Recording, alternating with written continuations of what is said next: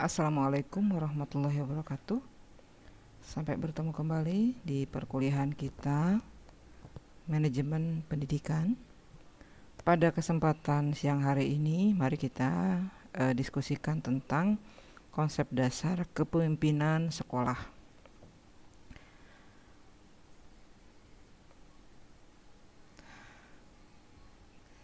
Kalian perhatikan, ini adalah sebuah contoh struktur organisasi sekolah. Kepala sekolah itu menduduki kedudukan yang lebih tinggi atau paling tinggi jika dibanding dengan yang lain. Maka dalam hal ini kepala sekolah dia berperan sebagai pemimpin.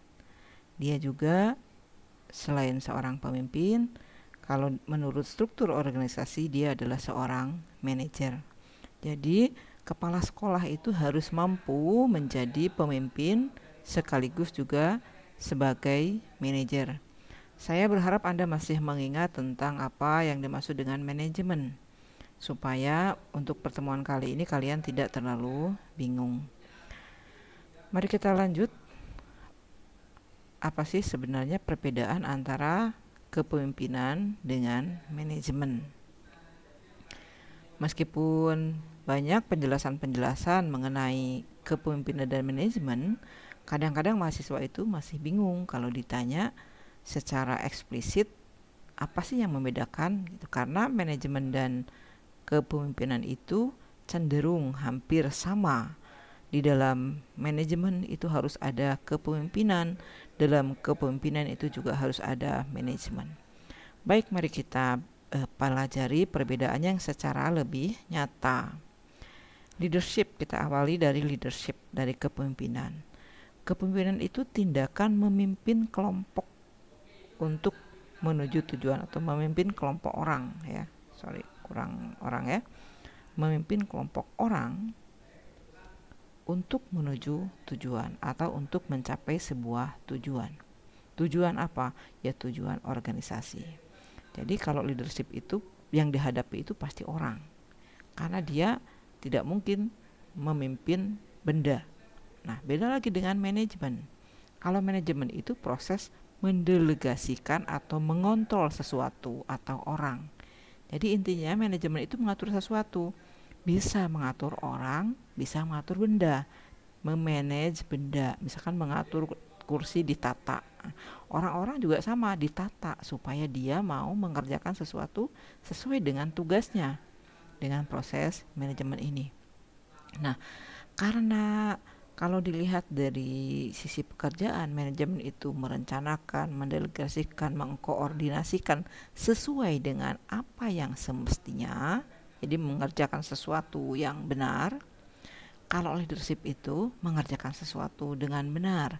Jadi seorang pemimpin itu menganggap anak buahnya itu sebagai manusia, bukan sebagai benda gitu, sehingga dia perlu mempunyai keahlian tertentu.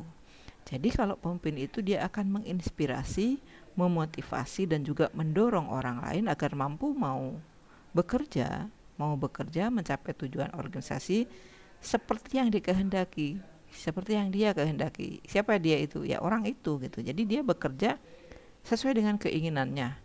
Apa keinginannya? Ya tujuan organisasi itu menjadi keinginannya, menjadi kebutuhannya.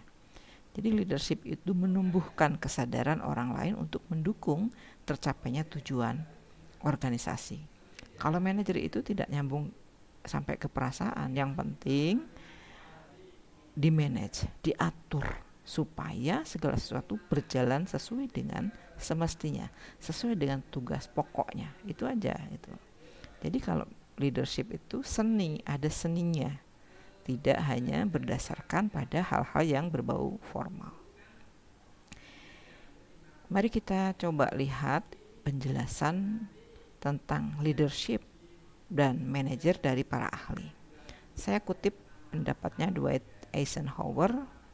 Dia yang menegaskan bahwa seni itu membuat orang lain melakukan sesuatu yang Anda ingin lakukan karena dia ingin melakukannya. Jadi seperti tadi sudah saya katakan, leadership itu bisa membuat orang lain mengerjakan sesuatu yang ingin agar orang lain itu melakukannya, tetapi dia itu seperti hal itu memang jadi kebutuhan mereka gitu, berkat dorongan, motivasi, inspirasi dari sang pemimpin.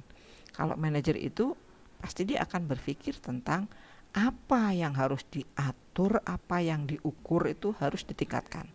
Jadi manajer itu cenderung lebih ke sekali lagi melaksanakan hal-hal sesuai dengan yang semestinya gitu ya. Ada pengukuran, ada ukuran yang jelas harus ditingkatkan. Ini seperti yang dikatakan oleh Peter Drucker, manajemen itu melakukan hal yang benar, kepemimpinan itu melakukan sesuatu dengan benar. Ya, ini adalah sebuah perbandingan yang populer diketahui apa perbedaan antara skill seorang leader dengan skill seorang manajemen atau seorang manajer. Kalau skill seorang leader itu pertama dia harus mampu berkomunikasi. Bagaimana komunikasi yang baik supaya diterima dengan baik oleh anak buahnya. Dia juga memotivasi, dia juga melakukan mendelegasikan pekerjaan kepada orang lain dengan caranya sendiri. Lalu dia juga mempunyai keterampilan untuk positif, membuat berpositif thinking, memandang sesuatu secara positif. Dia juga terpercaya.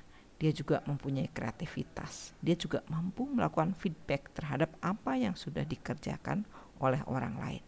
Seorang leader juga mempunyai kemampuan tanggung jawab. Dan dia juga fleksibel dan memiliki komitmen. Itu ciri 10 keterampilan leader yang teratas. Lalu ini 10 keterampilan manajemen yang teratas. Yang pertama dia punya keterampilan interpersonal, komunikasi, mendelegasikan pekerjaan, memotivasi, mengatur, merencanakan, memikir hal-hal yang strategis. Dia juga mempunyai kesadaran komersial, seperti tadi harus ada yang diukur, harus ada yang ditingkatkan. Dan dia juga sebagai pemecah masalah dan juga dia akan melatih orang-orang supaya bisa bekerja sesuai dengan yang semestinya. Kalau kita lihat keterampilan kepemimpinan dan manajemen itu intinya hampir sama, apalagi di 3 hal yang saya beri tanda biru.